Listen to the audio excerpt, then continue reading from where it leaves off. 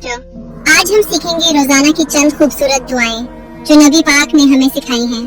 तो आओ प्यार से सुनो और दिल से याद करो। जब हम रात को सोते हैं तो हमें अल्लाह पाक का नाम लेकर सोना चाहिए, इसलिए सोने से पहले ये दुआ पढ़ें। अल्लाहुम्मा बिस्मिका अमूतु व अहया, यानी ऐ अल्लाह तेरे ही नाम के साथ मरता हूँ और जिंदा होता हूँ। जब खाने बैठे तो बिस्मिल्लाह वाला बरकतिल्लाह पढ़ें, मतलब अल्लाह के नाम से और अल्लाह की बरकत पर। जब हम वॉशरूम में दाखिल हों तो ये दुआ पढ़ें।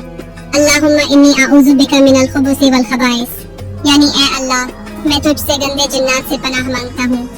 जब घर से बाहर निकलें, स्कूल जाएं या कहीं और, तो कहीं बिस्मिल्लाह तवक्कलतु अलल्लाह ला हौला वला कुव्वता इल्ला बिल्लाह, यानी अल्लाह के नाम से मैंने अल्लाह पर भरोसा किया और ताकत सिर्फ अल्लाह के हाथ में है। और जब स्कूल या मदरसे जाएं तो ये दुआ जरूर पढ़ें।